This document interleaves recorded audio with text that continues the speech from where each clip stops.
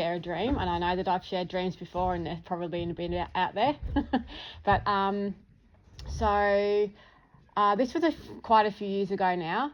I had this dream of a building, and I was staying at accommodation, and I just saw the car park and the building, and then there was a second dream to it too, and there was just chaos out in the streets, and anyway, and it was very vivid. So I was during a kids' church outing at Daylesford Community Church one weekend, maybe a month or so after having that dream.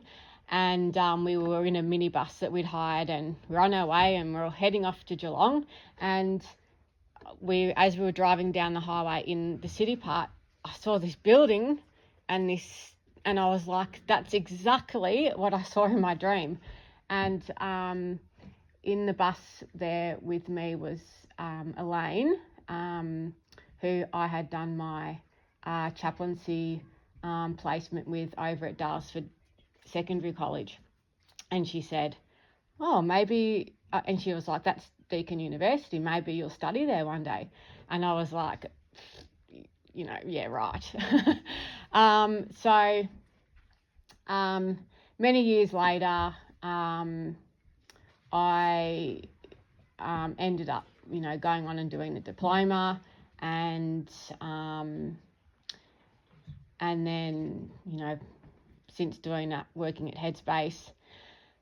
And I just had, through what I want to share, I just want to also share about how God leads us and how he links people and shows us things, and he links us to people, and he has people in different places to speak to us, and if we're listening and we tune in, that can help to guide us in our decision making.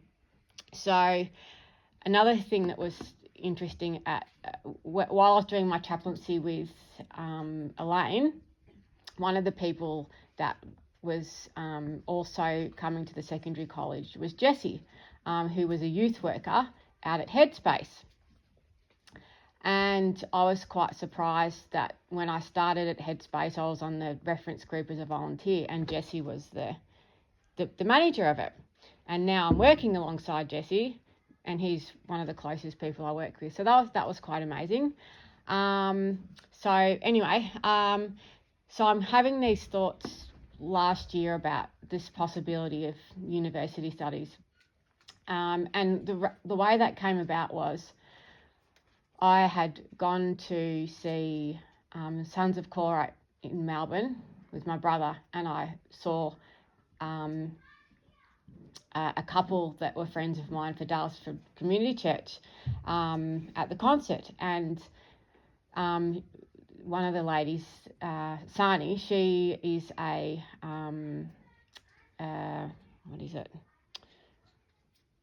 can't remember, a therapist of some description.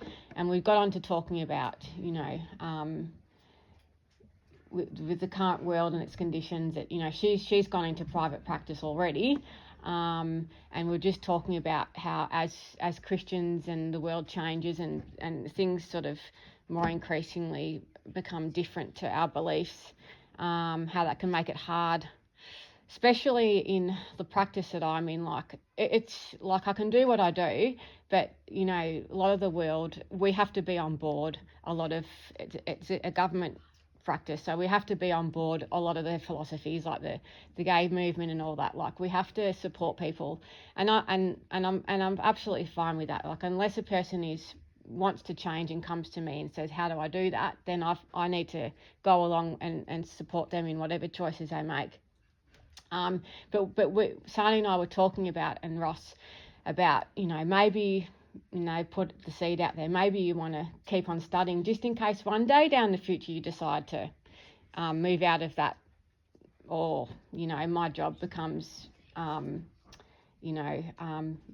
more marginalised. People find out I'm a Christian and what have you. So I thought, okay, I considered doing the university studies.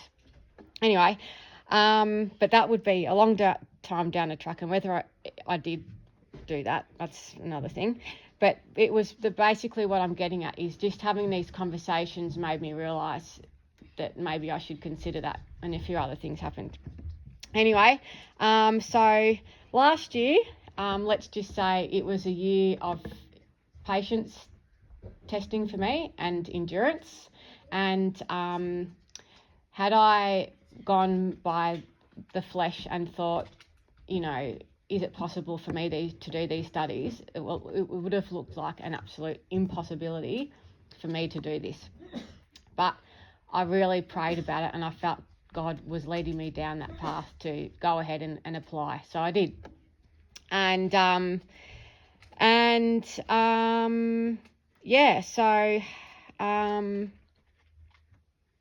I trusted God. I trusted God in that decision to go ahead and apply, and then here I am this year. I've just started, and we had a week-long intensive just gone, and I thought, how am I going to do that week with the kids?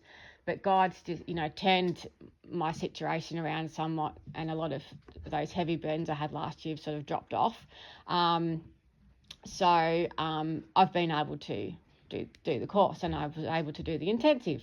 And on Thursday night, I did stay on campus at Deakin and fulfilled that dream that I had. So that was quite amazing. I was really blown away, So the point of my story is, looking out for those little moments when God's trying to show you a way, when it seems impossible. If you just keep on trusting him, he will move in your life in such a way that thing will happen. And of course, I'm going to have my challenges, as we all do, throughout it continuing, but